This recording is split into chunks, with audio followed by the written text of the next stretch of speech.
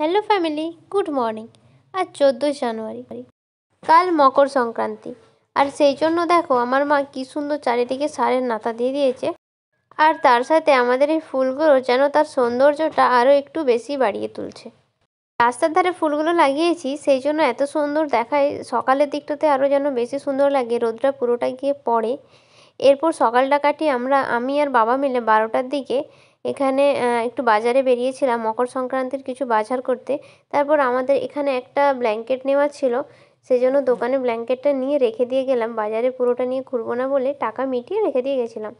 এরপর আমরা বাজারে ঢুকেছিলাম বাজার করতে। আর বাজারে ভীষণ ভিড়ও ছিল, আর আমার একটু লজ্জাও লাগছিল, ক্যামেরাটা নিয়ে ঘুরছিলাম। সেই জন্য আমি ক্যামেরাটা একদম নিচের দিকে করে ওপর দিকে তাকিয়ে মানে সোজা তাকিয়ে হাঁটছিলাম। আর শীতের সবজিগুলো এত সুন্দর লাগছিল। আর এমনিতেও আমরা বাজারে একদম শেষের দিকে গিয়ে পৌঁছেছিলাম, কারণ বাবার দোকানে এত ভিড় ছিল। আমি সেই 10টার সময় রেডি হয়ে বসে আছি, কিন্তু ভিড়ের কারণে বেরোতেই পারিনি। সেই 12টার দিকে বেরিয়েছিলাম, তখন লোকজন বাজারে কমে গিয়েছিল, কিন্তু তখনও সবজি প্রচুর দামও যেরকম ছিল তখন অবধি। আর সবজিও ভরপুর রাখা ছিল, সবার কাছে না, অনেকের কাছে কমেই গিয়েছিলো, অনেক লোক উঠেও গিয়েছিলো। কিন্তু যেহেতু কালকে মকর সংক্রান্তি, সেই জন্য বাজারে প্রচুরই ভিড় ছিল।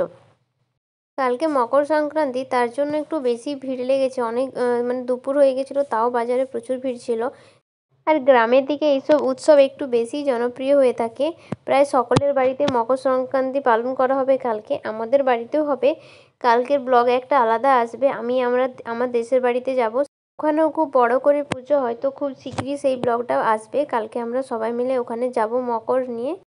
তো পুরো বাজারটা ঘুরে ঘুরে মোটামুটি আমাদের যা যা কেনার ছিল সবটা এইখানে সবজি বাজারে সব কিছু কেনা হয়ে গেছে। তারপর লাস্টে বাবা আবার টমেটো ভুলে গেছিলো, সেই জন্য আবার একটু টমেটো কিনতে চলে এসেছিলো। তারপর আমরা ওখান থেকে বেরিয়ে বাসের জন্য ওয়েট করছিলাম, আর ওখানে একটু আগ্রহ খেয়ে নিলাম। বাসের জন্য ওয়েট করছিলাম কারণ বাবার বাসে একটা মাল নামানোর ছিল, সেই জন্য আমরা সব বাজার টাজার করে বাসের জন্য ওয়েট করছিলাম। আর ওখানে আমি একটু ফুল গাছগুলো দেখলাম। রাস্তাটা প্রায় ফাঁকা হয়ে আসছে, কারণ তখন এবারে বাজার উঠবো করছে সেরকম সময়।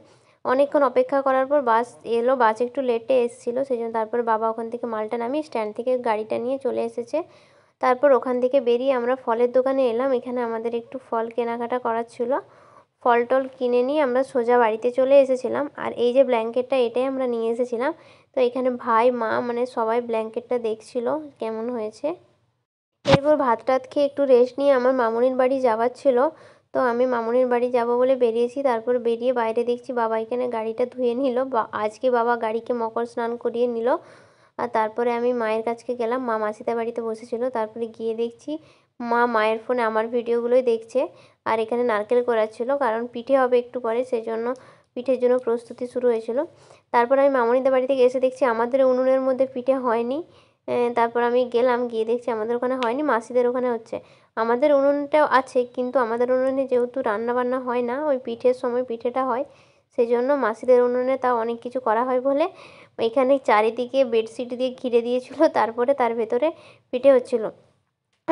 সন্ধে হয়ে যাবে, সন্ধে মানে রাত্রি হয়ে যাবে, সেই জন্য চারিদিকটা ঘিরে দিয়েছে।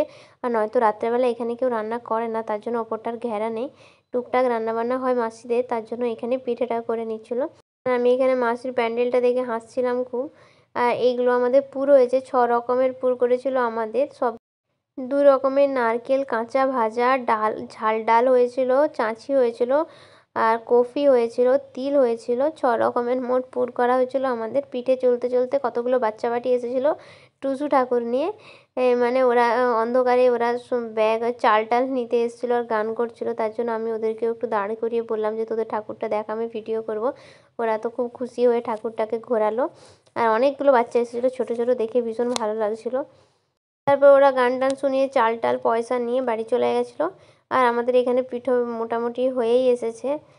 এমনি তো ঠান্ডা পড়ে যাচ্ছিলো খুব, আর পিঠে যতগুলো করা হয়ে গেছিলো একটা মানে কতগুলো বাড়িতে রাখা হয়েছে, আর এগুলো লাস্ট পর্যায়ে চলছিল। আমি তখন এসে একটু দেখলাম, আর আমিও একটু পিঠে করেছি। এখানে সব কয়েকটা পিঠে ছিল, আমি একটু সাজিয়ে ছবি তুলে নিচ্ছিলাম, ভিডিও তো দেখা যায়নি, সেই জন্য আমি ছবিগুলো দিয়ে দিলাম। আর এই পিঠেগুলো আমি বানিয়েছি। এই যে এবার আমাদের পিঠে হয়ে গেছে, পিঠে একদম রেডি। তোমরা সবাই ঝটপট চলে আসো আমাদের বাড়ি। এবার আমি পিঠে খাই। আজকের ব্লগটা এখানেই শেষ করছি।